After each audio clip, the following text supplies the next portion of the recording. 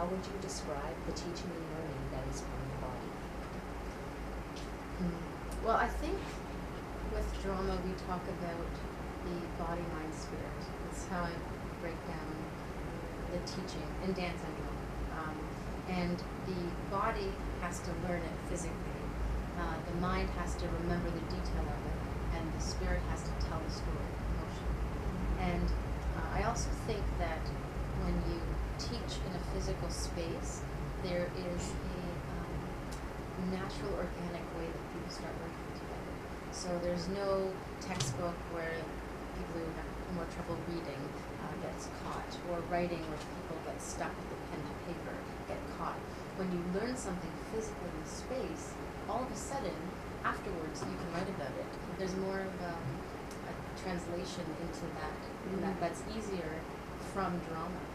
Or if you have trouble, sometimes when you're just sitting, students who are kinesthetic, hands-on learners, they can't come up with something clever from pen to paper, perhaps, but they could find the story first in the space, act it out, find the character, they have great instincts usually physically, and so they find that physically, and then they can come back to the writing or to the reading.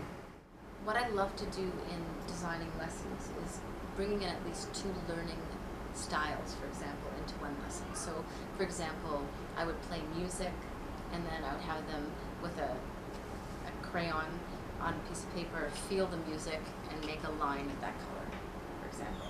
And then try another music which is a little bit different kind of tempo, the different coloring is like. So then they have this kind of map.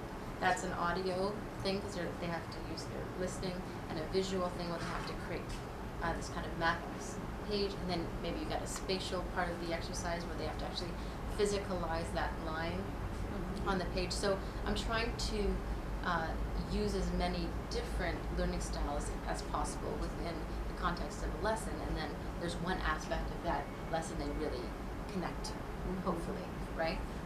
Or you can do storytelling with music. You can play music and say what story came to your mind when I played that. Okay, now let's tell a story through the physical space using that music. Okay, so like a dance drama type of context. So that's sort of a multi-arts approach. Yeah, and I think that's hugely important because you're going to just connect on some way. Their best learning will come out of that.